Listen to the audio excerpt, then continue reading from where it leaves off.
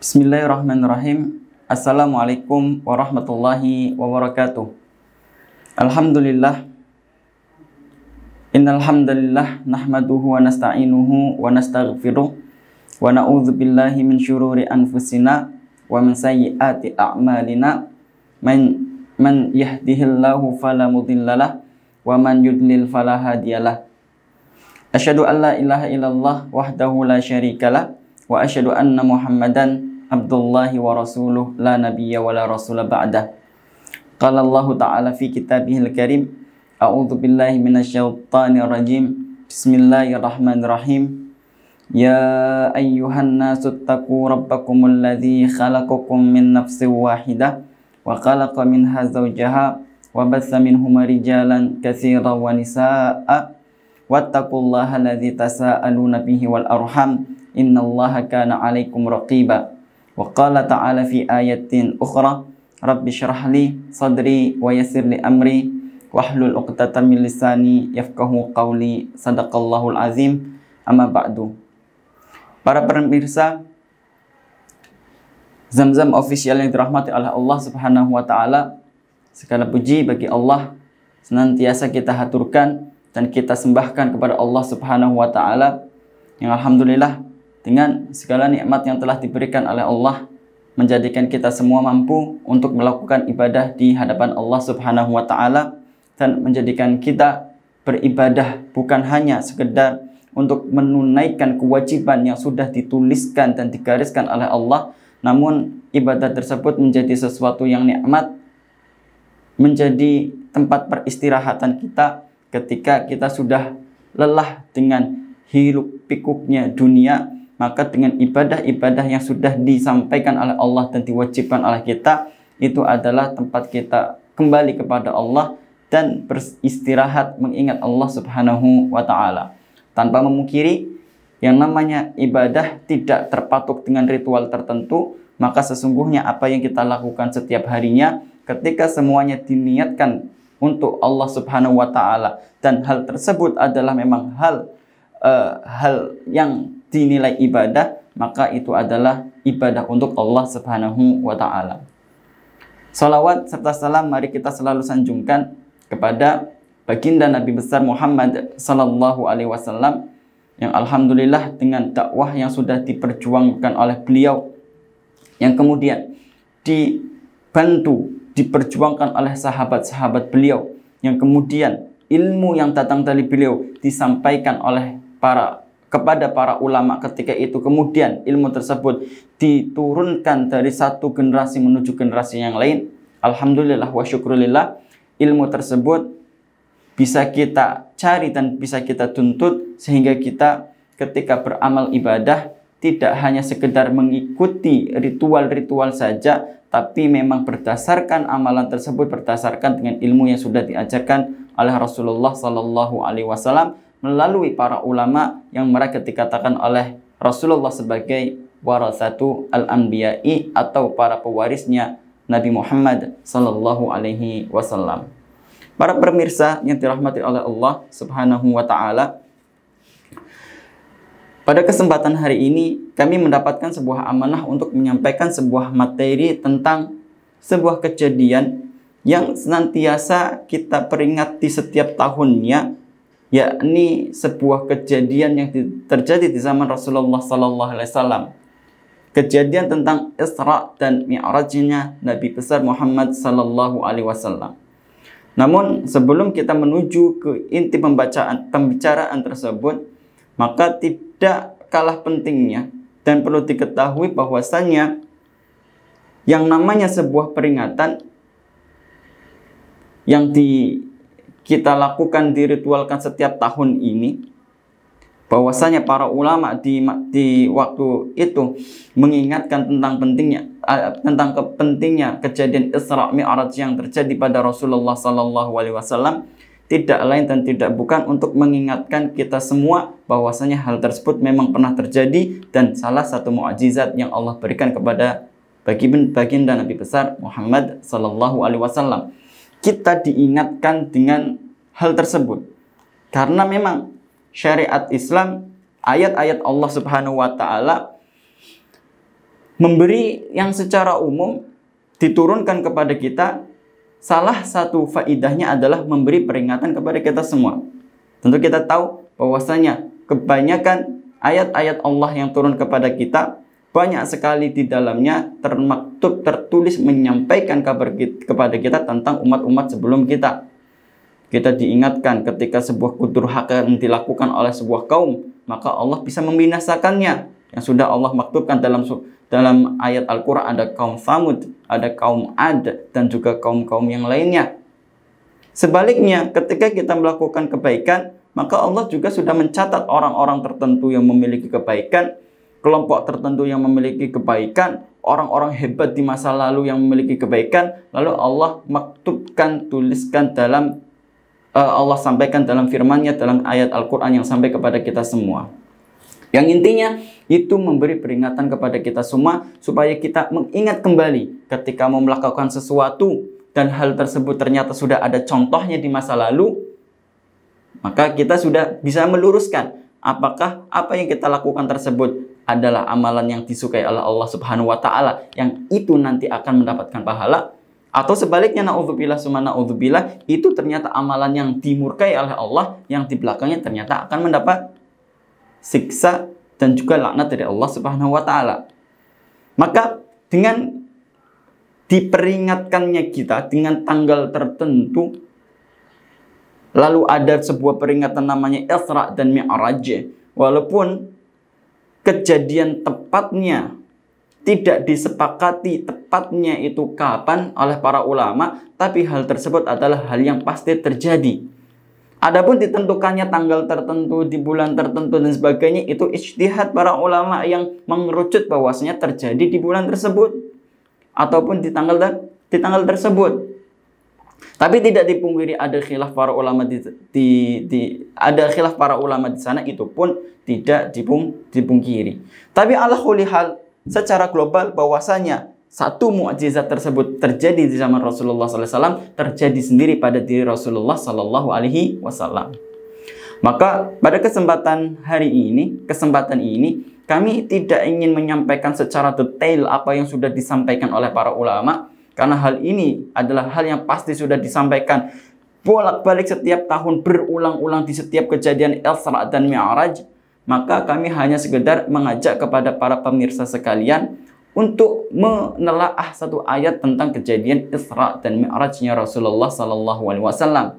Satu ayat yang sudah diketahui oleh para pemirsa sekalian, satu ayat dalam surat Bani Israel atau yang kita kenal dengan surat Al-Isra di ayat pertama, di mana Allah Subhanahu wa taala di dalam ayat tersebut berfirman, A'udzubillahi minasyaitonirrajim. Bismillahirrahmanirrahim. Subhanalladzi asra bi 'abdihi lailan minal masjidil harami ilal masjidil aqsal ladzi barakna haulahu linuriyahu min ayatina. Maha suci Allah, kalau kami artikan maha suci Allah yang telah mengisra'kan hambanya. Maksudnya di sini adalah Rasulullah, lailan di satu malam, minal masjidil harami ilal masjidil aqsa, dari masjidil haram yang ada di Mekah yang kita kenal sekarang, al masjidil aqsa yang ada di Palestina yang kita tahu sekarang, alladzi barakna haulah, yang mana tanah Palestina tersebut, tanah Al-Quds tersebut, yang di situ ada Masjidul Aqsa, adalah tanah yang diberkahi oleh Allah Subhanahu wa taala. Innahu linuriyahu min ayatina. Allah lakukan itu untuk memperlihatkan kepada Rasulullah sebagian ayat-ayat kami, kata Allah Subhanahu wa taala, innahu huwas samiul basir, maka sesungguhnya dialah Allah, zat yang maha mendengar dan juga zat yang maha melihat. Para pemirsa yang dirahmati oleh Allah Subhanahu wa taala, paling tidak kami akan menggarisbawahi 3 poin dari ayat tersebut. Di mana poin pertama ketika Allah Subhanahu wa taala berfirman, Subhanalladzi asra. Maha suci Allah yang telah mengisrakan. Poin pertama, kalimat subhana yang kami terjemahkan dan sering diterjemahkan oleh kita dengan arti Maha suci Allah, itu menunjukkan bahwasanya hal yang akan dikaitkan nanti adalah hal yang sangat besar, sangat luar biasa, dengan menggunakan kalimat subhana. Makanya ketika kita menyaksikan atau mendapati suatu kejadian yang sangat luar biasa besar, silahkan takjublah dengan mengatakan subhanallah, bahwasanya tidak ada yang bisa melakukan hal tersebut kecuali hanya Allah Subhanahu wa taala. Maka di sini kalimat subhanalladzi asra, hal ini Isra-nya Rasulullah sallallahu alaihi wasallam tidak dilakukan oleh Nabi Muhammad sallallahu alaihi wasallam, tapi dilakukan oleh Allah. Allah lah yang mengisrakan. Ingat kalimat asra yusri, bukan sara yasri. Kalimat sara yasri mungkin saya artikan ana asri ila suqi, yang artinya saya berjalan menuju pasar. Tapi kalimat asra yusri itu memperjalankan. Dari segi sharaf, ketika sudah ada ziyadah di depannya, itu artinya sudah bukan berjalan sendiri, fi'ilnya fi'il lazim, tapi sudah fi'il muta'addi yang artinya memperjalankan. Asra artinya apa? Apakah Rasulullah berjalan sendiri menuju Masjidil Haram dengan kemampuan manusianya, dengan sifat basyariah yang dimiliki oleh Rasulullah SAW? Maka itu tidak dilakukan oleh beliau, tapi dilakukan oleh Rasulullah asra yusri. Allah lah yang memindahkan Nabi Muhammad SAW dari Masjidil Haram menuju Masjidil Aqsa. Jadi kami teringat dengan apa yang dulu dikatakan oleh Kiai Haji Zainuddin MZ ketika menalarkan kejadian tersebut, di mana beliau mengatakan kepada para jamaahnya, ketika memisalkan ada seekor semut dan semut tersebut berasal dari Cilongok umpama, tiba-tiba semut tersebut dalam waktu sekian 6 jam sudah ada di Jakarta. Teman-teman semut yang lain mengatakan, wah, hei semut, kamu berasal dari mana? Saya berasal dari Cilongok umpama, Banyumas umpama. Apakah teman-teman semut yang di Jakarta akan percaya?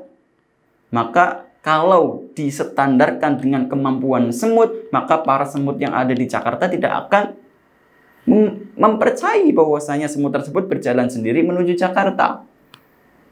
Tapi kalau si semut mengatakan, saya memang tidak berjalan sendiri. Kebetulan ketika saya ada di sebuah tas, dan tas tersebut dibawa oleh orang tersebut menaiki mobil menuju Jakarta, sehingga saya pun sampai di Jakarta. Maka hal tersebut baru dipercaya oleh semut-semut yang lain. Maka inilah yang dilakukan yang terjadi pada diri Rasulullah Sallallahu Alaihi Wasallam. Beliau tidak berjalan sendiri dengan kemampuannya sendiri dengan manusia, dengan kemampuannya sendiri sebagai manusia seperti kita, tapi Allah lah yang mengisrakan dari Masjidil Haram menuju Masjidil Aqsa. Maka dari itu, ketika banyak sekali umat Islam di kejadian ini teruji keimanannya, bagi orang-orang kafir Quraisy yang melihat pengakuan Rasulullah SAW bahwasanya dalam satu malam saja Rasulullah menuju ke sana dan balik lagi, maka bagi kafir Quraisy itu adalah sebuah kesempatan yang sangat besar untuk mencederai Rasulullah. Akan menyebut beliau sebagai orang gila, akan menyebut beliau sebagai tukang sihir dan sebagainya. Ini adalah kesempatan yang sangat, dan semakin jauh dia dari hidayah Allah Subhanahu wa taala dengan hal tersebut. Dan nyatanya ada beberapa di antara umat Islam yang imannya masih sangat tipis,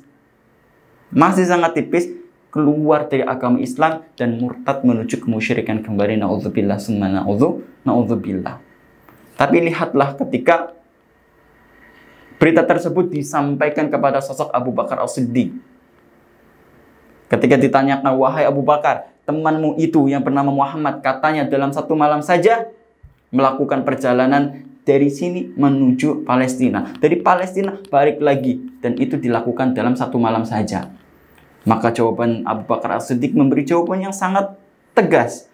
Jawaban yang menunjukkan bahwasannya beliau sangat beriman, sangat percaya kepada Allah Subhanahu wa taala yang Dia adalah zat qadirun ala kulli syai, maha mampu untuk melakukan apapun. Apa kata beliau? Jangankan hanya 1 malam. Kalau Nabi Muhammad SAW mengatakan lebih cepat daripada itu, maka sungguh saya akan mempercayai Rasulullah SAW.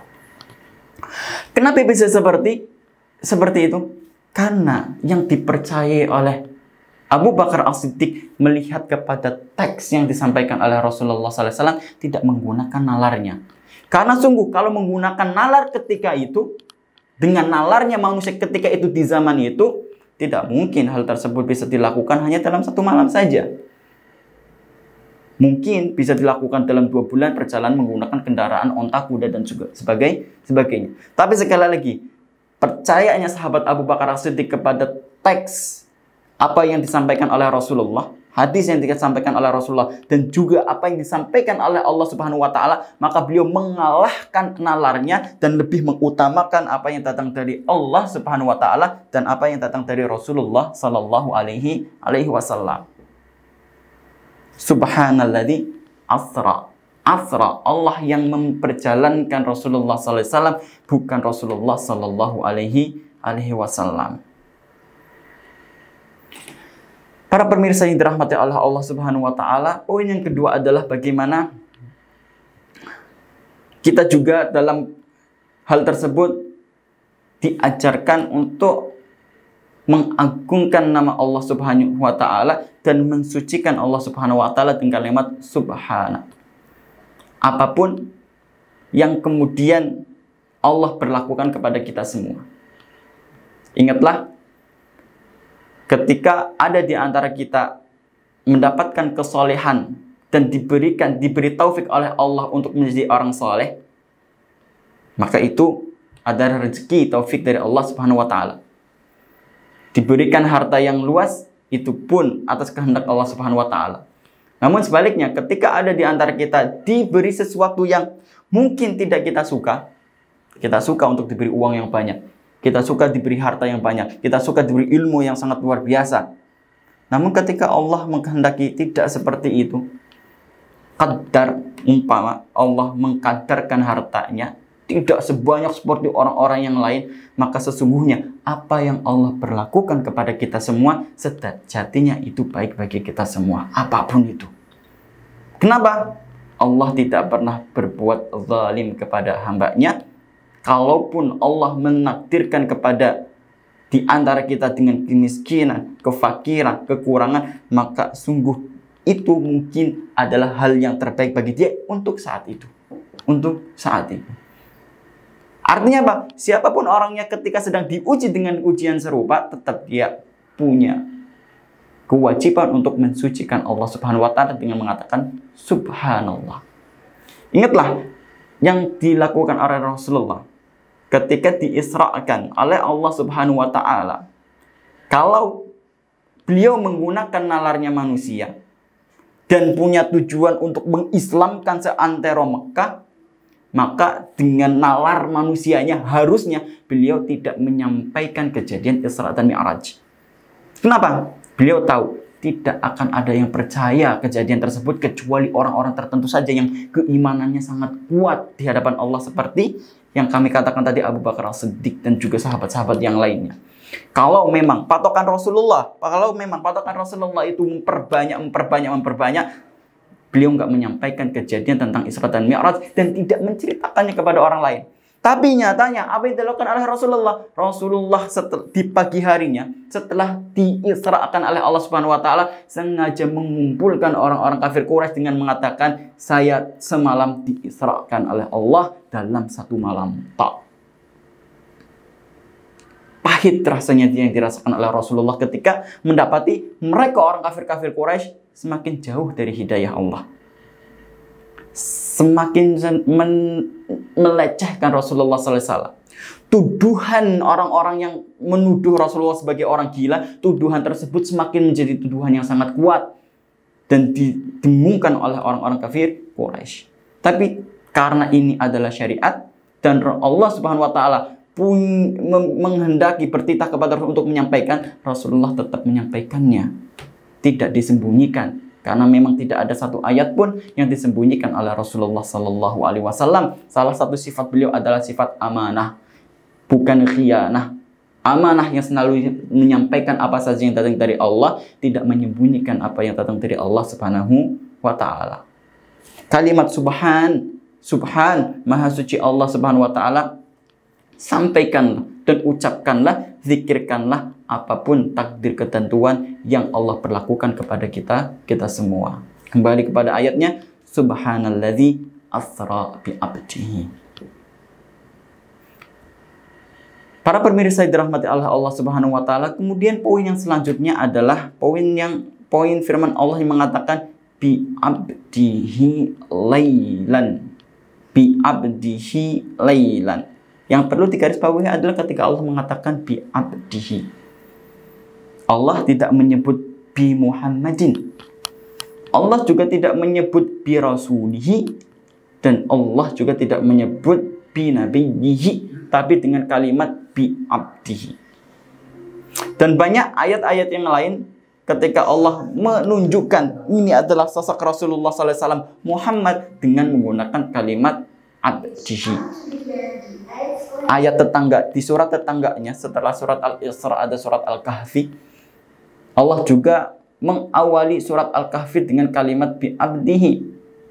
Ketika Allah Subhanahu wa Ta'ala berfirman, A'udzubillahi minasyaitonirrajim.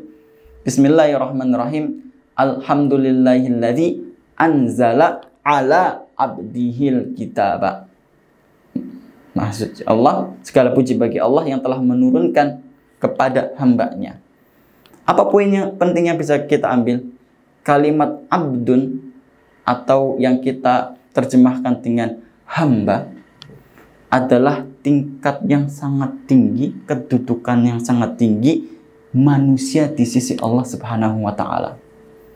Rasulullah punya kedudukan yang sangat luar biasa, dikagumi oleh seluruh makhluknya, bahkan dikagumi oleh seluruh para rasul dan juga para nabinya dengan mengatakan Rasulullah khatamun nabiyyin.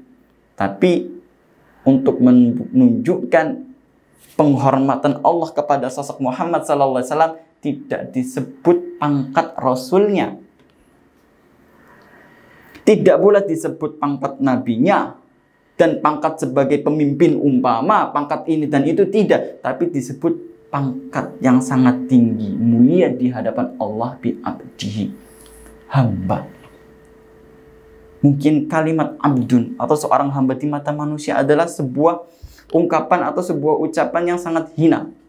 Tapi ternyata di hadapan Allah Subhanahu wa Ta'ala kalimat abdun memang tidak salah. Ternyata memang kita adalah hamba Allah Subhanahu wa Ta'ala, dan itu adalah sifat ubudiyah, adalah sifat yang sangat tinggi di hadapan Allah Subhanahu wa Ta'ala.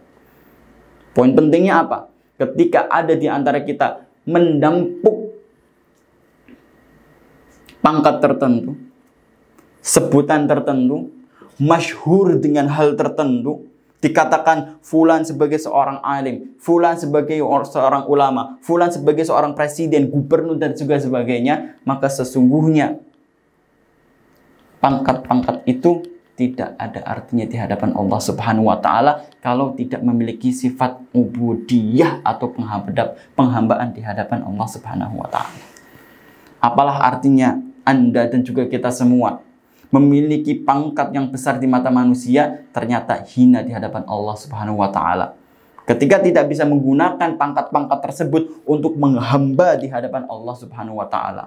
Ketika tidak menggunakan pangkat-pangkat tersebut untuk menzalimi manusia, dan itu adalah maksiat yang ujung-ujungnya dijauhkan dari pangkat ubudiyah di hadapan Allah Subhanahu wa Ta'ala. Ingat, bi abdihi. Allah mengatakan bi abdihi karena itu adalah tingkatan yang sangat tinggi seorang manusia di sisi Allah Subhanahu wa Ta'ala. Allah tidak ragu menyebut Rasulullah sallallahu alaihi wasallam yang sudah punya tingkat sangat luar biasa, yang sudah memiliki kenabian yang sangat luar biasa. Allah menyebut kalimat bi abdihi.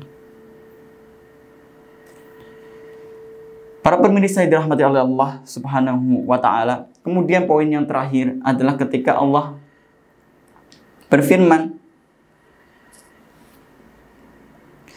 linuriyahu min berfirman, minal masjidil harami ilal masjidil aqsa alladzi barakna haula. Kami ingin menggarisbawahi kalimat alladzi barakna haula, yang sudah kami berkahi di sekelilingnya. Apa itu yang diberkahi oleh Allah? Adalah Masjidul Aqsa yang sekelilingnya sudah diberkahi oleh Allah Subhanahu wa taala. Dalam tafsir Al-Karimir Rahman, di sini dikatakan maksudnya keberkahan di sini adalah tanah subur yang dimiliki oleh tanah Palestina. Tapi perlu diketahui, ketika kita mempelajari kalimat keberkahan dan keberkahan-berkahan yang sudah pernah terjadi di sisi Rasulullah Sallallahu Alaihi Wasallam, ternyata kalimat berkah sudah banyak salah difahami oleh kita semua. Kebanyakan kita memahami kalimat berkah dengan mengatakan semoga mendapatkan rezeki yang berkah. Di kepalanya terfikir apa? Rezeki yang banyak, berlimpah, dibuat jajan apapun gak pernah habis. Itu pikirannya. Berkah berarti banyak. Ternyata yang terjadi pada diri Rasulullah SAW, di mana beliau adalah orang yang paling berkah di muka bumi ini, tidak harus bergelimang harta yang terjadi kepada beliau. Tidak harus terjadi gelimang harta yang terjadi pada beliau. Ada sebuah riwayat, seorang sahabat datang kepada Rasulullah SAW, seorang badui datang kepada Rasulullah SAW dengan mengatakan, engkau seorang nabi, seorang rasul, doanya terijabah, tidakkah engkau pengen dan minta kepada Allah supaya engkau diberi kerajaan sebagaimana kerajaan Nabi Allah Sulaiman alaihissalam? Maka Rasulullah di sini tersenyum simpul, seakan-akan apa yang dikatakan itu sebenarnya hal yang sangat rendah. Karena beliau mengatakan bahwasanya setiap nabi, kata Rasulullah, sudah diberi oleh Allah Subhanahu wa taala dengan doa-doa khusus yang diberikan oleh seluruh nabi dan seluruh rasul, dan semua nabi dan semua rasul sudah menggunakan doa-doa tersebut. Doa ini doa khusus, beda dengan doa-doa umumnya. Khusus. Doa aji. Setiap nabi menggunakan dan telah menggunakannya. Ada di antara nabi menggunakannya untuk hal dunia. Ada di antara nabi yang menggunakan untuk menghancurkan kaumnya karena kedurhakaan mereka. Maka Rasulullah mengatakan sesungguhnya doa tersebut bagi aku, kata Nabi Muhammad SAW, masih ada dan belum digunakan untuk apapun dan belum untuk siapapun. Tidak digunakan untuk dirinya, tidak digunakan untuk keluarganya, tidak pula digunakan untuk para sahabatnya. Tapi doa ini disimpan oleh Rasulullah Sallallahu Alaihi Wasallam untuk nanti dijadikan syafaat yang kita kenal dengan syafaatul uzma di akhirat kelak nanti. Dari dua kejadian, dari dua riwayat tersebut, kita bisa mengetahui bahwasanya kalimat berkah tidak hanya sekedar materi yang kelihatannya banyak seperti yang terlintas di kepala kita dengan kalimat rezeki yang berkah seakan-akan harus banyak. Yang artinya ketika sedikit ternyata tidak berkah. Tidak. Tanah Palestina dengan kesuburannya dan sebagainya, berkah di luar biasa, keberkahan Allah Subhanahu wa taala. Namun tidak dipungkiri bahwasanya tanah itu sekarang masih menjadi tanah yang sengketa, terjajah. Nauzubillah summa nauzubillah.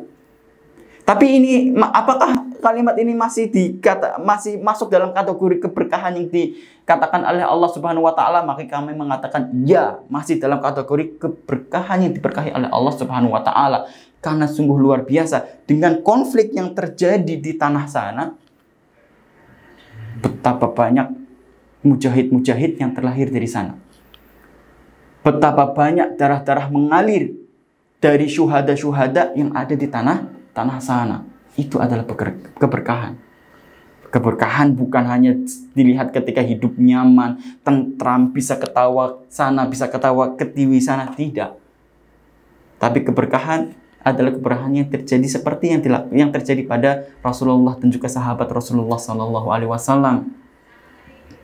Ketika perang Khandaq, contohnya, ketika beliau dan seluruh sahabat beliau dalam satu kota Madinah, paceklik tidak ada makanan yang masuk. Kenapa?